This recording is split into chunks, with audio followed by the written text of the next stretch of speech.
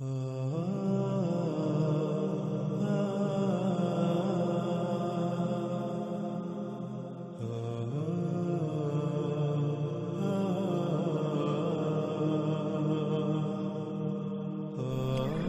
قوم عاد و قوم سمود کس قدر قوت میں بڑھ کر تھے اس کا اندازہ لگانا کوئی مشکل نہیں۔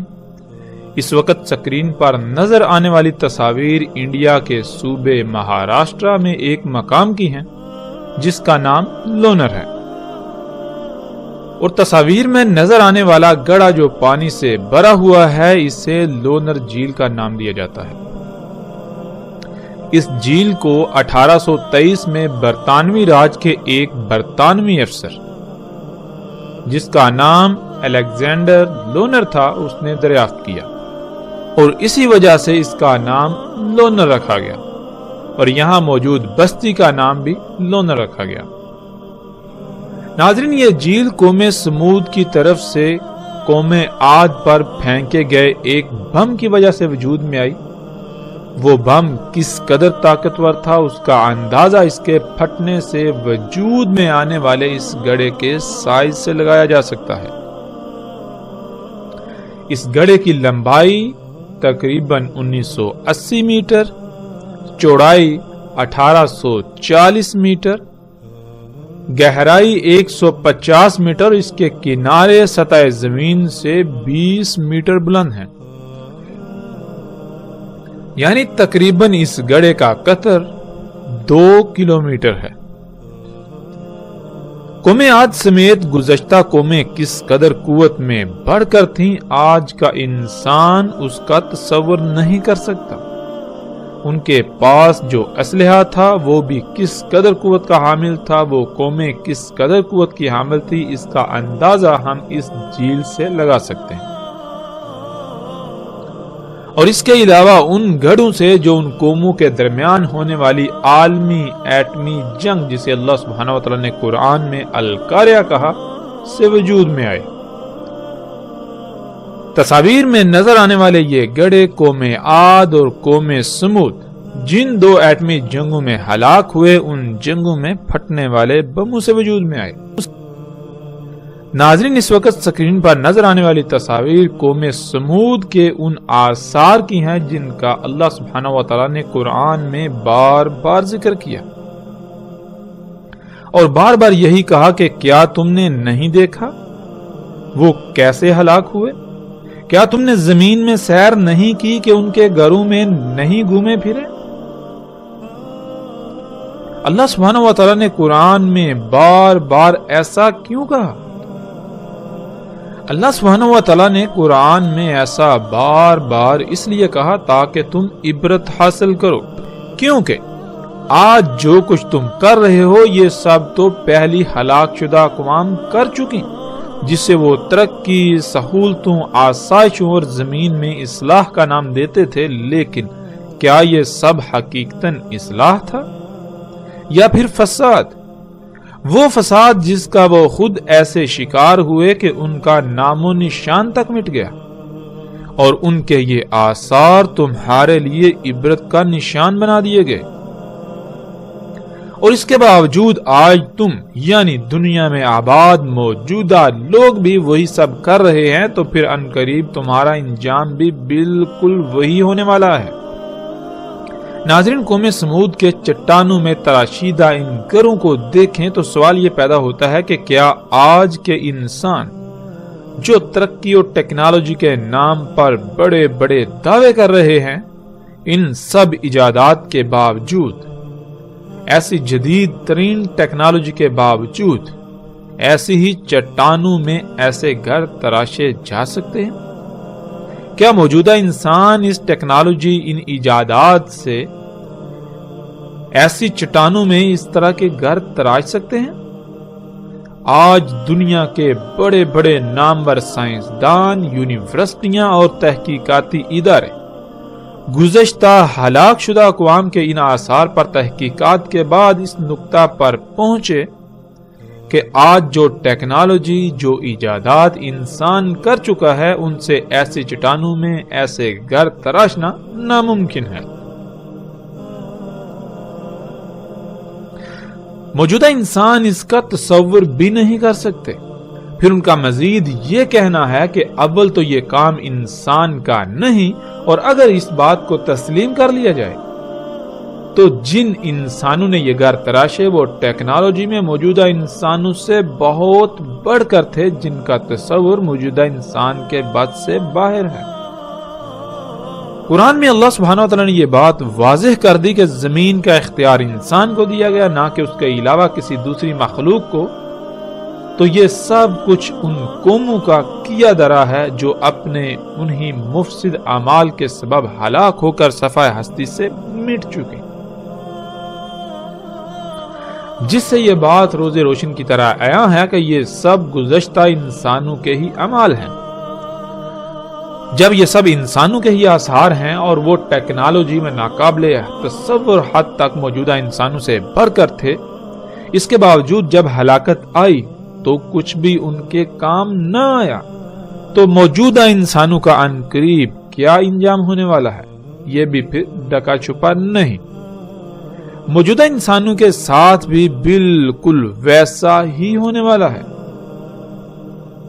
ناظرین، پھر سوال یہ پیدا ہوتا ہے کہ قوم سمود نے ایسی سخت ترین چٹانوں میں ہی گھر کیوں تراشے؟ موجودہ انسانوں کی طرح گھر کیوں نہیں بناتے تھے، اور اس کی وجوہات کیا تھیں؟ تو اس کا جواب بھی اللہ سبحانہ و تعالیٰ نے بار بار قرآن میں دیا کہ جیسے آج موجودہ انسان آہستہ آہستہ مختلف مراحل کو طے کرتے کرتے ایک طویل مدت کے بعد اس مقام پر پہنچے، بالکل اسی طرح گزشتہ ہلاک شدہ اقوام بھی آہستہ آہستہ ایک لمبی مدت کے بعد اس مقام پر پہنچی تھی جب وہ ہلاکت کا شکار ہوئے۔ جیسے آج انسان کے اپنے ہی اعمال کے رد عمل میں آنے والی تباہیوں سے بچاؤ کی غرض سے انسان ایسے اقدامات کرتا ہے، یعنی جیسے آج زلزلے دن بہ دن بڑھ رہے ہیں تو ان سے بچاؤ کی غرض سے زلزلہ پروف گھر تعمیر کر رہا ہے، سیلابوں اور طوفانوں سے بچنے کے لیے ویسے ہی مسکن بنا رہا ہے، تباہ کن جنگوں میں تباہ کن ہتھیاروں سے بچنے کی غرض سے زمین دوز بنکر یا ایسی عمارتیں بنا رہا ہے جو اسے ان جنگوں میں استعمال ہونے والے بموں کی تباہی سے محفوظ رکھ سکیں۔ تو بالکل اسی طرح قوم عاد اور قوم سمود نے ایسے گھر بنائے۔ تو بالکل اسی طرح قوم عاد اور سمود نے اگر ایسے گھر بنائے تو وہ ان ایٹمی ہتھیاروں سے بچاؤ کی غرض سے جن کا خوف انہیں لاحق رہتا تھا، اور بالآخر جب وہ تباہی آئی تو کچھ بھی ان کے کام نہ آیا۔ ان کے شہر بھی موجودہ انسانوں کی طرح تھے، ان کی تعمیرات بھی، لیکن جو چٹانوں میں انہوں نے گھر تراشے وہ صرف اور صرف ایٹمی حملوں سے بچاؤ کی خاطر۔ بالکل اسی طرح جیسے آج پوری دنیا میں ممکنہ ایٹمی حملوں سے بچاؤ کی خاطر چٹانوں میں اور زمین دوز بنکرز بنائے جا رہے ہیں۔ تو جب گزشتہ اقوام ٹیکنالوجی سمیت ہر لحاظ سے موجودہ انسانوں سے ناقابل تصور حد تک بڑھ کر تھیں، اس کے باوجود ان کا انجام کیا ہوا؟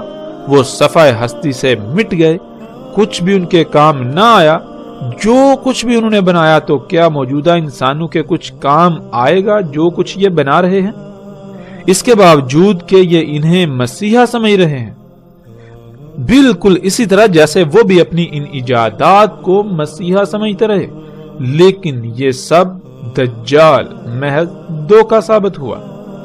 یہ تمام کی تمام ایجادات جن کو انسان اصلاح کا نام دیتا ہے، لیکن اللہ سبحانہ وتعالی قرآن میں بار بار انہیں فساد قرار دیتا ہے۔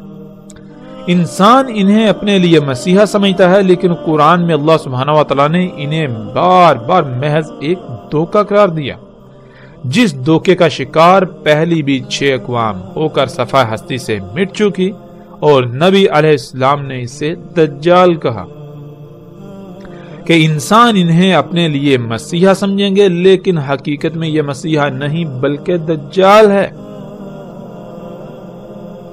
یعنی ان ایجادات کی حقیقت وہ نہیں ہوگی جو نظر آئے گی، جو دکھائی جائے گی۔ نظر آنے میں تو یہ مسیحا نظر آئیں گی، فائدے کی اشیاء نظر آئیں گی، آسائشیں، سہولتیں نظر آئیں گی، لیکن حقیقت میں یہ فساد عظیم ہوگا۔ وہ فساد جس سے دنیا کی ہر شے میں خرابیاں ہو جائیں گی، یوں انسان کے اپنے انہی اعمال کے سبب اس پر تباہیاں مسلط ہوں گی، یہاں تک کہ اتنی بڑی بڑی تباہیاں کہ موجودہ انسانوں کا نام و نشان تک صفحہ ہستی سے مٹ جائے گا۔ تو سوال یہ پیدا ہوتا ہے کہ کیا یہ سب مسیحا ثابت ہوا یا دجال، ایک عظیم ترین دھوکہ جس کا شکار تقریباً تمام کے تمام انسان ہو چکے ہیں۔ ناظرین، اس وقت سکرین پر نظر آنے والی تصاویر قوم لوط اور اخوان لوط کی ہیں۔ قوم لوط جو کہ بے حیائی اور فحاشی کا نمونہ بن چکی تھی، تو ان کا انجام کیا ہوا؟ ان پر جلتی ہوئی گندک کی بارش ہوئی۔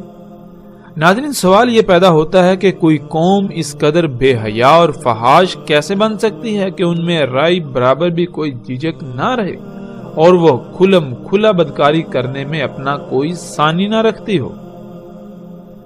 آج اگر بات کی جائے مغربی معاشروں کی، تو اس قدر بے حیائی ان میں بھی نہیں جس قدر قوم لوط میں تھی۔ آج جب مغربی معاشروں کو دیکھا جائے تو جس قدر آج ان میں بے حیائی موجود ہے، تو سوال یہ پیدا ہوتا ہے کہ یہ کیوں کر ممکن ہوئی؟ کیا یہ قومیں شروع سے ہی ایسی تھی؟ جب اس سوال کا جواب تلاش کیا جائے تو جواب یہی ملے گا کہ ان قوموں میں اس قدر بے حیائی اور فحاشی صنعتی انقلاب آنے کے بعد اس وقت عام ہوئی جب جو کام صرف اللہ کی ذات کرتی تھی، وہی کام انسان نے خود کرنا شروع کر دیا، اور انسان اللہ کی ذات کی محتاجی سے نکل کر خود کو غنی بنا بیٹھا، جس کی وجہ سے اللہ کی ذات کا تصور تک ختم ہو گیا، اور اگر باقی رہا بھی تو صرف اور صرف اس ذات کا نام۔ اور ایسا ہو بھی کیوں نہ؟ جبکہ انسان اللہ کا محتاج ہی نہیں رہا تو پھر اس کے لیے اس ذات کی اہمیت کیا رہے گی؟ جب تک انسان خود کو اللہ کی ذات کا محتاج تصور کرتا ہے تب تک وہ کسی حد تک اس کی نافرمانی کر سکتا ہے، مگر اس حد تک نہیں جا سکتا۔ مگر جب انسان جس وجہ سے خود کو اللہ کی ذات کا محتاج سمجھتا تھا یا محتاج سمجھتا ہے، اور جس وجہ سے اس کے نزدیک اللہ کی ذات کا کوئی تصور ہوتا ہے، جب وہ تمام کے تمام کام خود کرنا شروع کر دے تو اللہ کی ذات کا تصور تو خود بخود ہی ختم ہو جائے گا۔ اور جب اس ذات کا تصور ختم ہو جائے تو انسان پھر جو جی میں آئے گا کرے گا، اور یہی ایک وجہ بنتی ہے اس قدر بے حیائی اور فحاشی کی۔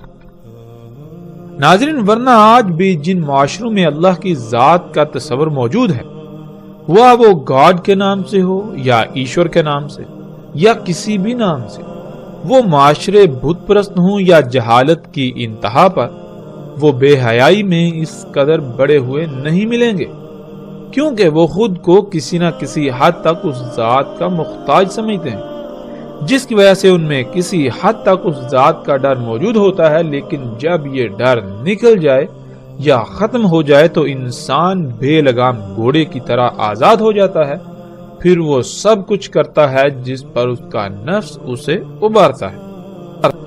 قوم لوط بھی اسی وجہ سے بے حیائی اور فحاشی کا نمونہ بن چکی تھی، کیونکہ ان میں اللہ کی ذات کا تصور ختم ہو چکا تھا۔ اگر تھا تو صرف الفاظ کی حد تک، اور ایسا تب ہی ممکن ہوتا ہے جب کوئی قوم خود کو غنی سمجھے اور اللہ کی محتاج نہ رہے، اور ایسا تب ہی ممکن ہوتا ہے جب انسان وہ کام جن کی وجہ سے وہ خود کو اللہ کا محتاج سمجھتا ہے وہی کام خود کرنا شروع کر دے۔ قوم لوط بھی بالکل اسی طرح خود کو غنی سمجھتی تھی، اللہ کی ذات کا صرف نام کی حد تک تصور باقی تھا، اسی وجہ سے وہ بے حیائی و فحاشی میں اس قدر بڑی ہوئی تھی۔ اس کا اندازہ اس قوم سے بھی لگایا جا سکتا ہے جنہیں اللہ سبحانہ و تعالیٰ نے قرآن میں اخوان لوط کہا۔ ناظرین، اس وقت سکرین پر نظر آنے والی یہ تصاویر اخوان لوط کی ہیں، اخوان لوط کے آثار کی ہیں، جو اٹلی میں حال ہی میں کھدائی کے دوران زیر زمین سے دریافت ہونے والا ایک ایسا شہر ہے جو کسی بھی لحاظ سے موجودہ جدید ترین معاشروں سے کم نہ تھا۔ آج اسی مقام کے ارد گرد آباد شہر کا نام پومپئی ہے، اسی وجہ سے اخوان لوط کے ان کھنڈرات کو بھی پومپئی کے نام سے جانا جاتا ہے۔ اس شہر کی طرز تعمیرات ایسی ہیں کہ انسان دنگ رہ جاتا ہے۔ جیسے آج جب کوئی نیا شہر آباد کیا جاتا ہے تو پہلے سے اس کی پوری منصوبہ بندی کی جاتی ہے، اس کے بعد اس شہر کا مکمل نقشہ تیار کیا جاتا ہے، پھر جا کر اس نقشے کے عین مطابق تعمیرات کی جاتی ہیں۔ بالکل عین اسی طرح اخوان لوط کا یہ شہر بھی وجود میں آیا۔ اس تباہ شدہ شہر کی گلیاں، سڑکیں اور گھروں کی طرز تعمیر چیخ چیخ کر یہ بتاتے ہیں کہ یہ شہر نہ صرف انتہائی جدید طرز پر وجود میں آیا تھا، بلکہ اس کے در و دیوار پر طرح طرح کی مختلف نقش نگاری اس بات کا بھی ثبوت ہے کہ اس وقت بھی زمین سے خام تیل نکالا جاتا تھا، کیونکہ در و دیوار پر نقش و نگار کے لیے استعمال ہونے والا پینٹ خام تیل کے بغیر حاصل کرنے کا کوئی دوسرا ذریعہ نہیں۔ وہ پینٹ صرف اور صرف خام تیل سے ہی حاصل کیا جا سکتا تھا جو ان لوگوں نے اس وقت حاصل کیا تھا، اور عمارتوں کی طرز تعمیر بھی اس بات کا واضح ترین ثبوت ہے کہ یہ عمارتیں بغیر مشینری کے تعمیر کرنا ممکن نہیں تھا۔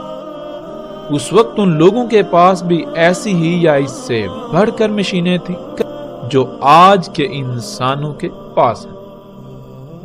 اس قوم کی فحاشی کا اندازہ اس شہر کے ہر گھر کے در و دیوار پر کنندہ تصاویر اور نقش و نگار سے لگایا جا سکتا ہے۔ ہم ایسی تصاویر کو نہیں دکھائیں گے۔ اس شہر کے در و دیواروں پر ہر طرف انتہائی فحش تصاویر نظر آتی ہیں۔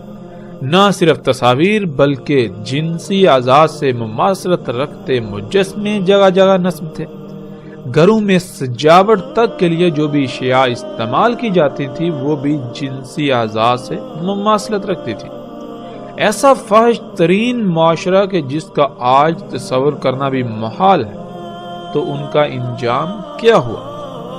اخوان لوط کا یہ جدید ترین سہولتوں سے مزین شہر اچانک پھٹنے والے لاوے کی لپیٹ میں آ گیا۔ لاوا پھٹنے سے جو جس حال میں تھا اسی حال میں راکھ تلے دب گیا۔ کوئی جنسی حاجت کو پورا کرنے میں مصروف تھا تو کوئی کام کاج میں مصروف۔ جو گھروں سے باہر تھے تو وہ بھاگنے لگے جان بچانے کے لیے، لیکن کون تھا جنہیں اللہ کی پکڑ سے بچانے والا تھا؟ ناظرین، پھر وہی سوال کہ وہ کون سی شے تھی جس کے دجل کا وہ ہلاک شدہ قومیں شکار ہو گئی؟ کون سی وجوہات ہیں جن کی بنا پر کوئی قوم اجتماعی سطح پر فحاشی و بے حیائی میں اس قدر بڑھ جائے کہ اپنا کوئی ثانی نہ رکھتی ہو؟ وہ کون سی وجوہات یا اشیاء ہیں جن کی موجودگی میں انسان اللہ سے بے نیاز ہو جاتا ہے، وہ اللہ کی محتاجی سے نکل کر خود کو خود مختار سمجھتا ہے؟ وہ کام جو اللہ کے کرنے والے ہیں وہی کام خود کرنا شروع کر دیتا ہے۔ تو ایک ہی جواب سامنے آئے گا ان تمام کے تمام سوالات کا، وہ یہ کہ جب انسان اس سطح پر آ جائے جہاں آج موجودہ قوم ہے، جب مشینیں حاصل ہو جائیں جن سے انسان خالق کے کرنے والے کام بھی خود کرنا شروع کر دے، تو یہی ایجادات، یہی مشینیں، یہی ٹیکنالوجی، یہی صنعتی انقلاب ہی وہی دجال ہے جس کے دجل کا وہ قومیں شکار ہو گئیں۔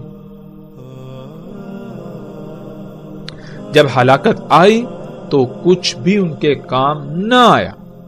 یہ سب کا سب دجال ثابت ہوا، حالانکہ وہ اسے اپنے لیے مسیحا سمجھتے رہے۔ ناظرین، سکرین پر نظر آنے والی یہ تصاویر ان مثلث نما عمارتوں کی ہیں جو آج بھی مصر میں موجود ہیں، اور یہ مثلث نما عمارتیں آل فرعون کے آثار ہیں جو تقریباً آج سے 4000 سال پہلے سمندر میں غرق ہو کر ہلاک ہوئے۔ یہ مثلث نما عمارتیں اس وقت دنیا کے 7 عجائبات میں سے ایک ہیں۔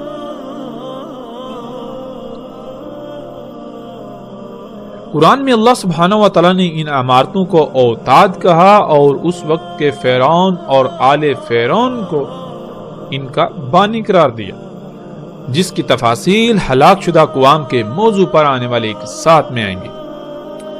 ناظرین، آج پوری دنیا کے بڑے بڑے نامور سائنسدان ہوں بڑی بڑی نامور یونیورسٹیاں ہوں یا سرکاری و غیر سرکاری تحقیقاتی ادارے ہوں، کوئی ایک بھی ایسا نہیں جس نے ان مثلث نما عمارتوں پر تحقیقات نہ کی ہوں۔ یہاں تک کہ ہزاروں کی تعداد میں ایسے سائنسدان بھی ہیں جنہوں نے آزادانہ طور پر ان پر تحقیقات کی، ان آثار کو انتہائی قریب سے دیکھا، لیکن اس کے باوجود آج تک کوئی ایک ادارہ، یونیورسٹی یا سائنسدان بھی ایسا نہیں ہے جو ان سوالات کے جوابات دے سکا ہو کہ یہ عمارتیں کیسے تعمیر کی گئیں، جن پتھروں سے یہ عمارتیں تعمیر کی گئیں وہ پتھر کہاں سے اٹھا کر لائے گئے، اور پھر یہ اتنے بھاری پتھر یہاں لائے کیسے گئے، کیونکہ نہ تو آس پاس سینکڑوں کلومیٹر دور دور تک ایسے پہاڑ ہیں جہاں سے یہ پتھر لائے گئے ہوں، اور پھر آج موجودہ دور میں بھی ایسے پتھروں کو اٹھانا یا ان کی ٹرانسپورٹ کرنا یہ سب ناممکن ہے۔ اس کے باوجود کہ آج موجودہ انسان خود کو بہت ترقی یافتہ ہونے کا دعوے دار ہے، آج اتنی بڑی بڑی غیر معمولی مشینوں، ایجادات اور ٹیکنالوجی کے باوجود ایسی عمارتوں کی تعمیر ناممکن ہے، لیکن کچھ ایسے تحقیقاتی ادارے ہیں جو یہ کہتے ہیں کہ اگر کوشش کی جائے تو اتنے حجم اور اس طرح کی محض عمارتیں بنانے کی کوشش کی جائے تو نہ صرف ان پر خربوں ڈالرز اخراجات آئیں گے، بلکہ کم سے کم 500 سال سے زیادہ عرصہ درکار ہوگا، اور وہ بھی صرف ایک عمارت پر، اور وہ صرف اس ڈیزائن میں محض پتھروں کی عمارتوں پر اخراجات اور وقت کا استعمال ہوگا۔ یہ بات الگ ہے کہ آل فرعون نے یہ عمارتیں کس مقصد کے لیے تعمیر کی۔ آج تک کوئی بھی انسان یا ادارہ ایسا نہیں جو یہ بتا سکا ہو کہ یہ عمارتیں کس مقصد کے لیے تعمیر کی گئیں، اور ظاہر ہے آل فرعون نے بغیر کسی مقصد کے تو ان کی تعمیر نہیں کی ہوگی، بلکہ کسی نہ کسی مقصد کے لیے ان کو تعمیر کیا ہوگا۔ پھر ان عمارتوں کی تعمیر ریاضی کے اتنے پیچیدہ ترین قوانین کے تحت کی گئی کہ آج موجودہ تمام کے تمام اداروں اور سائنسدانوں یا جنہوں نے بھی تحقیقات کی ان سب کو چکرا کر رکھ دیا۔ ناظرین، ان عمارتوں کو لے کر یہ چند بنیادی سوالات ہیں جن کے جوابات آج تک کوئی انسان نہ دے پایا۔ ان کے علاوہ سینکڑوں سوالات ایسے ہیں انہی عمارتوں کے حوالے سے، مگر جب بنیادی سوالات کے جوابات ہی نہیں تو پھر باقی سوالات کے کیا جوابات ہوں گے؟ سائنسدانوں کی ایک بڑی تعداد اس بات کو تسلیم کرنے کو تیار ہی نہیں کہ یہ کام انسانوں کا ہو سکتا ہے، بلکہ ان کا یہی کہنا ہے کہ یہ کام انسانوں کا نہیں بلکہ کسی اور مخلوق کا ہے جو انسانوں سے ناقابل تصور حد تک ٹیکنالوجی میں بڑھ کر تھی۔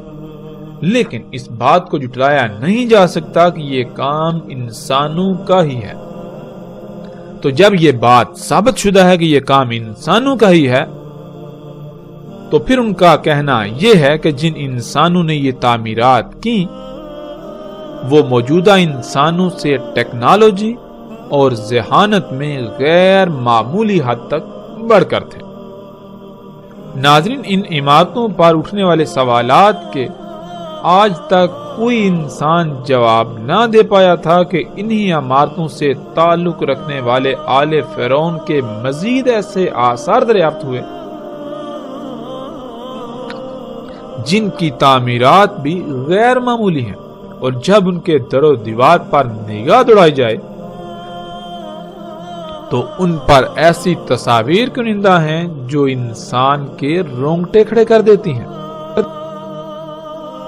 سکرین پر آپ ان تصاویر کو دیکھ سکتے ہیں جن میں بالکل ایسے ہی ہیلی کاپٹر، جہاز، ٹینک، سیٹلائٹ انٹینا اور آبدوز کی تصاویر ہیں جو آج موجودہ انسانوں کے پاس ہیں۔ سوال یہ پیدا ہوتا ہے کہ اگر ایسی کوئی شے اس وقت وجود نہیں رکھتی تھی، یعنی موجودہ انسانوں سے پہلے وجود نہیں رکھتی تھی، تو پھر یہ تصاویر کیسے ان پتھروں پر اور ان دیواروں پر کنندہ کی گئیں؟ کیونکہ اگر اس وقت کوئی ایسی شے موجود ہی نہیں تھی تو پھر ان کا تصور بھی کیسے ہو سکتا تھا؟ کیا یہ محض تصوراتی تصاویر تھیں؟ اور اگر یہ محض تصوراتی تصاویر تھیں تو کیا آج ایسا ممکن ہے؟ نہیں، بالکل نہیں۔ یہ تصاویر چیخ کر اس بات کا اظہار کرتی ہیں کہ آل فرعون کے پاس یہ سب کچھ تھا۔ نہ صرف یہ سب بلکہ موجودہ انسان اس کا تصور بھی نہیں کر سکتے جو کچھ آل فرعون بنا چکے تھے، کیونکہ قرآن میں صراحت کے ساتھ یہ بات اللہ سبحانہ وتعالی نے بیان کی ہے کہ فرعون نے نہ صرف ان عمارتوں کو موسیٰ علیہ السلام کے رب اللہ سبحانہ وتعالی کے ساتھ مقابلہ کرنے کے لیے بنایا، بلکہ وہ اپنی طرف سے موسیٰ کے رب کو شکست دے چکا تھا۔ اس کے بعد وہ موسیٰ علیہ السلام اور بنی اسرائیل کے پیچھے پڑا انہیں قتل کرنے کے لیے کہ موسیٰ کے رب سے تو نبٹ چکا، اب موسیٰ کی باری ہے۔ فرعون نے کیسے اللہ سبحانہ وتعالی کے ساتھ مقابلہ کیا؟ ان عمارتوں کو کیسے، کتنی مدت میں اور کن مقاصد کے لیے تعمیر کیا، اور آل فرعون کے پاس کیا کچھ تھا؟ ان تمام سوالات کے جوابات ہم آگے جا کر ہلاک شدہ اقوام کے موضوع پر آنے والے ایک ساتھ میں تفاصیل کے ساتھ دیں گے، اور ایسے رازوں پر سے پردہ اٹھائیں گے جو آج تک راز ہی رہے۔ ایسے سوالات کے جوابات دیں گے جن کے جوابات آج تک کوئی انسان نہ دے پایا، اور نہ صرف ہم جوابات دیں گے بلکہ پوری دنیا کو چیلنج کریں گے کہ وہ ہمارے جوابات کو غلط ثابت کر کے دکھائے، جو کہ ناکام رہیں گے بلکہ الٹا اپنی تحقیقات سے ان کو سچا ہی ثابت کریں گے۔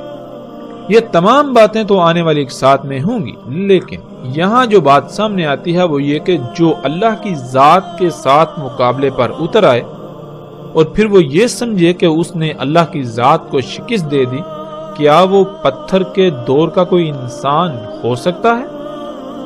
وہ کون سی شے ہے جو انسان کو خالق و مالک سے بالکل بے نیاز کر دے اور الٹا اس کو خالق کے مقابلے پر لا کھڑا کرے؟ وہ کون سی شے ہے جس کی بنیاد پر انسان یہ جرأت کر سکتا ہے کہ وہ خالق و مالک اللہ سبحانہ وتعالی کے ساتھ ببانگے دوہل مقابلے پر اتر آئے؟ وہ ٹیکنالوجی میں کس قدر بڑھ کر تھا، موجودہ انسان اس کا تصور بھی نہیں کر سکتے۔ ناظرین، اور جب ان کی تعمیرات کا ہی آج تک کوئی جواب نہ دے سکا تو پھر یہ کیسے ممکن ہے کہ موجودہ انسان اس بات کا تصور کر سکیں جو کچھ ان کے پاس تھا؟ اللہ سبحانہ وتعالی نے قرآن میں صراحت کے ساتھ کہہ دیا کہ تم ان ہلاک شدہ اقوام کے 10% کو بھی نہیں پہنچے اور نہ ہی پہنچ سکتے ہو۔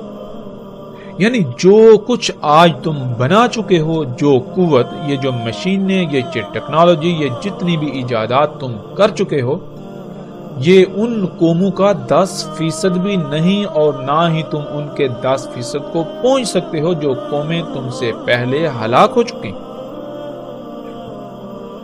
قوم عاد، قوم سمود، قوم لوط، اصحاب مدین ہوں یا پھر آل فرعون وغیرہ، ان کے پاس جو کچھ تھا وہ تم سے کئی گنا بڑھ کر تھا۔ وہ سب قومیں آل فرعون سمیت ان ایجادات کو مسیحا سمجھتے تھے، لیکن کیا حقیقت یہی نکلی؟ یہی ایجادات تھیں جن کی بنیاد پر فرعون علی الاعلان اللہ سبحانہ و تعالی کی ذات کے سامنے مقابلے پر اتر آئے۔ یہ سب فساد تھا، اور اپنے ہاتھوں سے کیے ہوئے فساد سے ان پر ایسی ہلاکتیں مسلط ہوئیں کہ ان کا نام و نشان تک مٹ گیا۔ یوں وہ سب ایجادات دجال ثابت ہوا۔ جب ہلاکت آئی تو کچھ بھی ان کے کام نہ آئے، کوئی ایک بھی شے ان کے کام نہ آئی، کچھ بھی انہیں نہ بچا سکے۔ تو سوال یہ پیدا ہوتا ہے کہ موجودہ انسان جن ایجادات کو، جس صنعتی انقلاب کو، جس ٹیکنالوجی کو اپنے لیے مسیحا سمجھتے ہیں، کیا یہ واقعتاً مسیحا ہے؟ کیا یہ واقعتاً آسائشیں، سہولتیں اور آسانیاں ہیں؟ نہیں، بلکہ یہ بھی انہی قوموں کی طرح ان ایجادات کے دجل کا شکار ہو چکے ہیں۔ عنقریب ان پر حقیقت ایسے واضح ہو جائے گی کہ یہ چاہ کر بھی انکار نہیں کر سکیں گے، لیکن تب سوائے پچھتاوے کے کچھ نہ رہے گا، واپسی کا دروازہ بند ہو چکا ہوگا۔ موجودہ انسانوں کے ان مفسد اعمال کے سبب پوری دنیا اس قدر فساد زدہ ہو چکی ہے کہ اب یہ دنیا جہنم میں بدل جائے گی۔ جسے یہ مسیحا بنا کر بیٹھے رہے، اس کا انہوں نے صرف ایک ہی رخ دیکھا، یہ دوسرے رخ سے غافل رہے جو عنقریب ان پر واضح ہونے والا ہے۔ ناظرین، یہ تھا مختصر منظرنامہ گزشتہ ہلاک شدہ اقوام کا، جن کی سنت کی اتباع میں ویسی ہی تباہی کے دہانے پر موجودہ قوم یعنی دنیا میں آباد موجودہ لوگ پہنچ چکے ہیں۔ ہم نے کوشش کی کہ ہم اپنے موضوع کے مطابق ان اقوام پر بات کریں، باقی ان اقوام پر تفاصیل کے ساتھ آگے چل کر بات کریں گے۔ اس وقت ہم اپنے موضوع کی طرف پلٹتے ہیں۔ تو پھر وہی سوال، ناظرین، وہ کون سی شے تھی، وہ کون سی اشیاء تھیں جس کو وہ اقوام اپنے لیے مسیحا سمجھتی تھی، لیکن حقیقت میں وہ مسیحا نہیں بلکہ دجال ثابت ہوا۔ اسی کی وجہ سے وہ صفحہ ہستی سے مٹ گئے۔ جب جواب تلاش کیا جائے تو وہ جواب یہی سامنے آئے گا، وہ یہی ٹیکنالوجی، یہی ایجادات تھیں، یہی مشینیں تھیں، یہی صنعتی انقلاب تھا جو آج موجودہ انسان کر چکے، اور ان سب کو اپنے لیے مسیحا سمجھتے ہیں، زندگی کو آسان سے آسان تر بنانے کے دعوے دار ہیں۔ لیکن کیا حقیقت یہی ہے؟ یہ تو اس کا ایک پہلو ہے، اس کا ایک رخ ہے جو انتہائی دل فریب ہے، لیکن اس کا دوسرا پہلو جو انتہائی بھیانک ہے وہ چھپا دیا گیا۔ اگر اسے دیکھ لیا جائے تو پتا چلے گا کہ یہ ایجادات، یہ ٹیکنالوجی مسیحا نہیں بلکہ دجال ہے، یہ محض ایک دھوکہ ہے، جن کی وجہ سے آج دنیا تباہی کے دہانے پر پہنچ چکی، طرح طرح کی بیماریوں کا سیلاب امڈ آیا، پوری دنیا سیلابوں، طوفانوں، آندھیوں اور زلزلوں کی لپیٹ میں ہے۔ جگہ جگہ سے زمین دھنس رہی ہے، پہاڑ ٹل رہے ہیں، زمین میں قائم کیا ہوا اللہ سبحانہ و تعالیٰ کا میزان بگڑ چکا ہے، ان ایجادات کی وجہ سے، اس صنعتی انقلاب کے نام پر دجال کی وجہ سے۔ اسی صنعتی انقلاب، ان ایجادات، اس ترقی کے نام پر دجال کی وجہ سے ایک عظیم تباہی موجودہ انسانوں کے سر پر آ چکی ہے، لیکن کوئی بھی ایسا نظر نہیں آتا جو غور و فکر کرنے والا ہو، جو اللہ کی طرف لپکنے والا ہو۔ ناظرین، رسول اللہ صلی اللہ علیہ وآلہ وسلم نے کہا تھا کہ کوئی ایک بھی نبی ایسا نہیں جس نے اپنی قوم کو فتنہ دجال سے نہ ڈرایا ہو، اور ایسی روایات میں عربی کے جو الفاظ استعمال کیے وہ دو طرح کے ہیں، ایک ہے لفظ ناظرہ اور دوسرا ہے لفظ حاضرہ۔ ناظرہ کہتے ہیں متنبہ کرنے کو، یعنی اگر کوئی ایسا کام کیا جا رہا ہو جس کا نتیجہ انتہائی بھیانک ہو یا نقصان دہ ہو تو اس کام یعنی اس عمل کے رد عمل سے پہلے ہی اس سے آگاہ کر دینا کہ اس عمل کو یا ان اعمال کو چھوڑ دو، ورنہ رد عمل کی صورت میں مارے جاؤ گے، نقصان اٹھاؤ گے۔ تو جتنے بھی نبی آئے انہوں نے دجال سے متنبہ کیا، یعنی انسان جو اعمال کر رہے تھے ان کو متنبہ کیا کہ اگر تم نے اپنے انہی اعمال کو جاری رکھا، ان اعمال کو ترک نہ کیا، تو پھر وہ وقت دور نہیں جب تم اس مقام پر پہنچ جاؤ گے جہاں سے واپسی ناممکن ہو جائے گی، اور تمہاری انہی اعمال کے رد عمل میں ایسی تباہی تم پر مسلط ہوگی کہ تمہارا نام و نشان مٹ جائے گا، کیونکہ جو اعمال تم کر رہے ہو یہ تمہیں آہستہ آہستہ مرحلہ با مرحلہ ایک وقت ایسا آئے گا کہ اللہ کے ساتھ کھلم کھلا شریک بنا کر کھڑا کر دیں گے۔ یعنی تم آہستہ آہستہ بڑھتے بڑھتے ایسی ایجادات کرو گے کہ تم اللہ کے کاموں میں براہ راست مداخلت کرو گے۔ تم ان ایجادات کو اپنے لیے مسیحا سمجھو گے، مگر وہ دجال ہوگا۔ اسی وجہ سے تم پر عظیم ہلاکت مسلط ہوگی، تم پر ساتھ آئے گی۔ ناظرین، ہر قوم جب اللہ کی حدود سے باہر نکلتی ہے تو پھر یہ کائنات اللہ سبحانہ تعالی نے خلق ہی ایسے کی کہ انسان کے سامنے حادثاتی طور پر راز کھلتے چلے جائیں گے۔ یوں آہستہ آہستہ انسان اس سطح پر پہنچ جائے گا کہ وہ اپنے ہاتھوں سے دجال کو حل کر بیٹھے گا، جس کا انجام عظیم تباہی کے سوا کچھ نہ ہوگا۔ یہی گزشتہ اقوام کے ساتھ ہوا اور یہی اس موجودہ قوم کے ساتھ ہوا، اور اب عظیم تباہی سر پر آ چکی ہے۔ ناظرین، دوسرا لفظ تھا حاضرہ۔ حاضرہ کہتے ہیں اس خطرے کو، اس ڈر کو جو سامنے موجود ہو یا پھر بالکل واضح نظر آ رہا ہو۔